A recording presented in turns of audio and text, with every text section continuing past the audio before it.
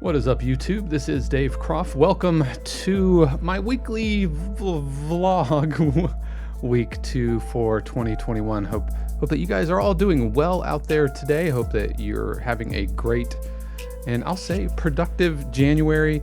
It's been a busy January already for me, but it's 7:15 on a Monday morning.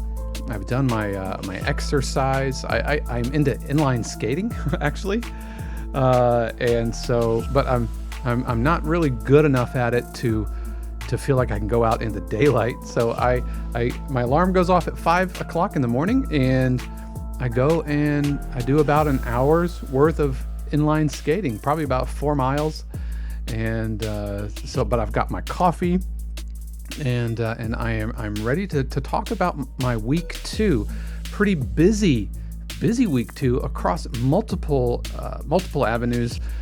Really interesting discussion happening over at 52 Qs about productivity and output that you can check out. And I'll have the link to 52 Qs in the description below. But pretty busy week. One of the publishers I'm working with is gathering a lot of music. I don't know why I'm being vague. I mean, if you watch the channel, you know that I write music for CBS Sports, or I write music for a publisher that is one of the vendors for CBS Sports. And CBS has the big football game, which I think that's a copyrighted term, or trademark term. So I don't think I can actually say the term, but let's just say it's pretty superb. And so, you know, whenever CBS has the Super Bowl, then there's this big kind of rush to get music ready and music happening and all that. So it's been a really crazy week. And I only wrote 2 Qs last week as opposed to 3. My goal is 3, but 2 Qs because, and the reason I wasn't able to get to a 3rd Q is because of some back-end administration work that I had to put together for the library, for the publisher that I'm working with. And that brings me to today's topic, which is, it's always okay to ask for help. It's always okay. I'm gonna stop. This is the key we're gonna talk about. It's called career-ending contemplation. And I desperately hope it's not a self-fulfilling prophecy. No, I'm not even gonna speak that into the universe, but I'll talk about that here in a second. But this week was so busy, and I was in my writing groove, and I got hit with a ton of administration work, which is a necessary evil in the library music industry. We're going to do administration. What do I mean by administration?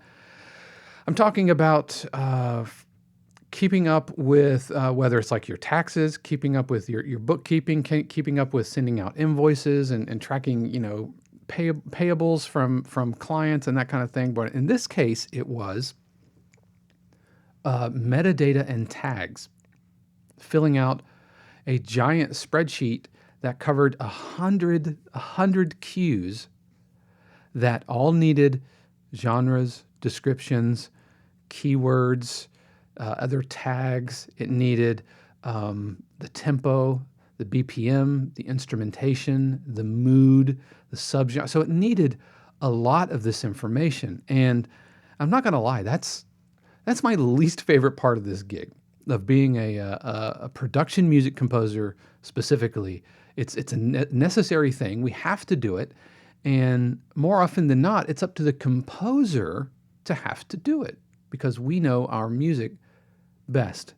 And so we're filling out information about our cues that's going to live in the publisher's library. So it's in our best interest to fill out those sheets.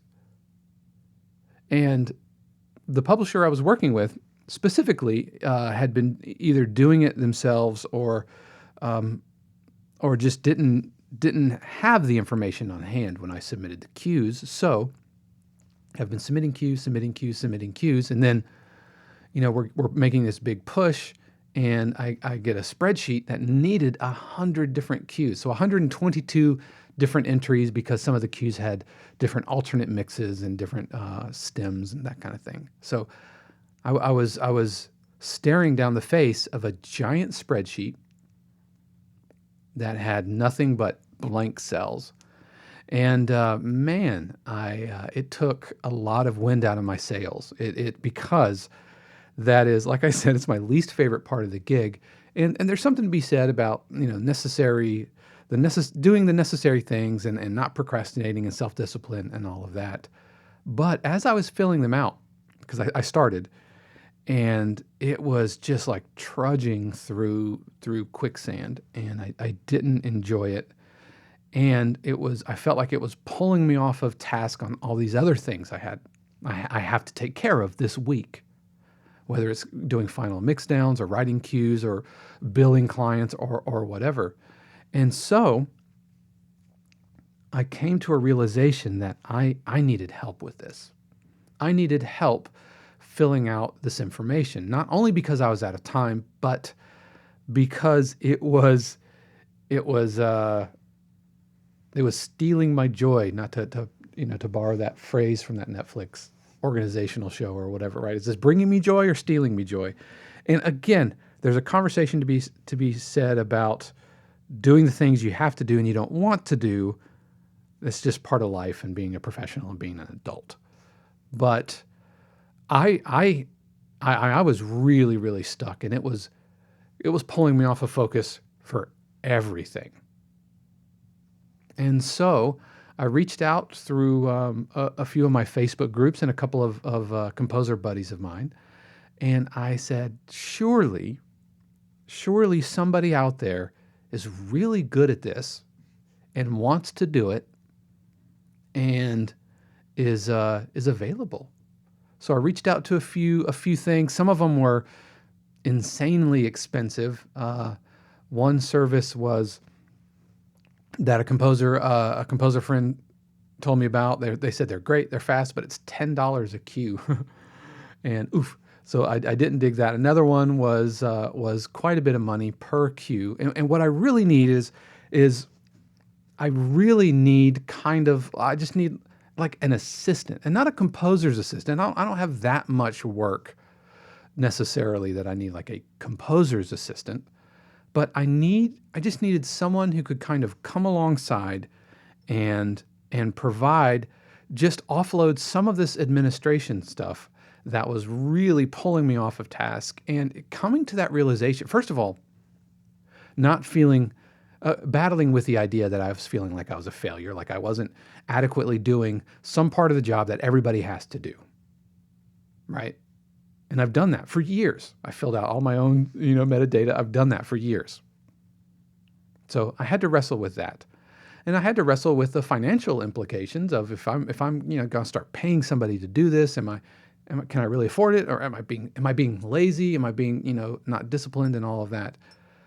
But as soon as I started getting traction with someone, a great guy I met through an acquaintance on Facebook, and he's out in LA, and he did an amazing job.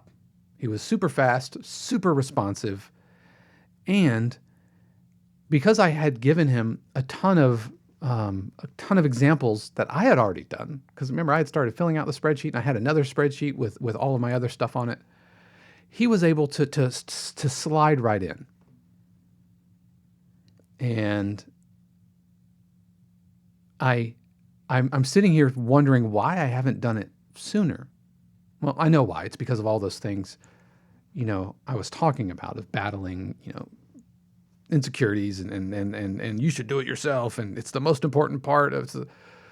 But man, I should have done that. I should have done this a couple of years ago, bringing somebody on board who can kind of help offload the stuff that was pulling me off of focus, pulling me off of task, that's going to do a great job. He did a stellar job. I've already sent off the spreadsheet. I'm not going to lie, I probably wouldn't be done with it today, this morning. I probably wouldn't be able to record this video if I was still wrestling with that spreadsheet. But he crushed it in just a matter of days. And so it's not weakness to need help.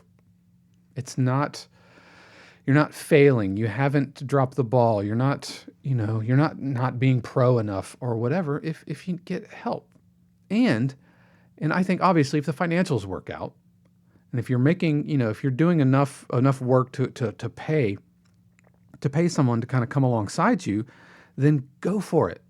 Which is crazy because there are things as a homeowner that I will immediately, whenever I became an adult, and started getting, a full-time job and everything, there were a couple of things that were kind of non-negotiable as far as what I call quality of life upgrades. One of them is a mowing service. I'm not necessarily mechanically minded, and keeping up. I've never been into like engines and cars and all that stuff. Tech and that side of that's much more my speed than oil and engines. And so getting a mowing service has been such a relief, and it's well worth. I'll cut off like TV before I stop getting my yard cut. They're professional, they're fast. If something goes sideways, or if I have a question, the grass is looking weird here, or we've got weeds in the driveway, and I just, shoot an email to my guy, or I text him and he takes care of it. The other thing is a house cleaning service. We have a house cleaning service that comes by once every 2 weeks, and they do a great job. And I will go without TV and these other things. I'll not eat out a few times, of course, pre-COVID and all that, but before I get rid of them, because it's a huge quality of life upgrade. I don't enjoy doing it, and I don't think anybody really enjoys doing it. But there have been hours I've reclaimed up here in the studio while the cleaners are doing their thing, changing sheets and mopping floors and that kind of thing. So I already kind of get it, but professionally it took me a long time to kind of come around to it. And I'm here to tell you that it's okay to ask for help. It's okay to identify those things that you might not be great at, that somebody else might excel at, that you can bring on board, and kind of everybody wins. I feel like everybody wins in this scenario. I'm able to provide a little extra folding money to somebody, and I'm able to reclaim several hours and keep my main thing the main thing. Keep focused on what I'm really here to do. When the time comes for it, if I have to fill out the spreadsheet, and I did, I jumped in and filled out a few and I'd gotten the ball rolling. I filled out a few just to kind of, some gaps, but it took me a long time to come around to it, and I wish I would have done it sooner. So are there parts in your personal or professional life that maybe you could get some help with? Facebook groups and things are great. That's how I got connected with my guy, through an acquaintance on a Facebook group. Messaged me almost immediately. We use this guy. He is awesome, and you should look him up. And he texted me back within minutes, ready to go. So that was one of the realizations I had last week. And speaking of last week, I wrote this cue last week. It's called Career-Ending Contemplation, and it is an emotional _ hip hop cue. With some of the sports stuff I do, it's all kind of in your face, kind of really this aggressive. But this is more of a hip hop cue for kind of storytelling. And so what I knew I wanted to bring to the table was this piano melody, kind of leaning into my tension, intrigue, cue tool bag here. And so that's what's going on with this melody. A lot of stock Logic sounds here. This necessarily isn't. This is a stock Logic sound, this little kalimba that comes up, and this arpeggiator. Lots of stock Logic sounds going on here. And one of the things when you're talking about underscore, especially like underscore hip hop, it's got to strike an emotional tone. And so much of the hip hop I do, like I said, is really aggressive, but this one had to be more contemplative, because it has to be underscore. The melody can't be really aggressive, and the drums can't be like super in your face. And that's what I was going for this cue. In the weeks to come, I want to talk about a couple of things so we can look forward to this. I want to talk about my arrangement kind of philosophy and how I arrange my cues, because they very much follow the same type of pattern, dare I say, formula. And I also want to talk about how I've got things colored going on here. But this is career-ending contemplation. This was the cue for week 2. And yeah, so thanks for hanging out with me this morning. I will see you next Monday morning. Until next time, peace.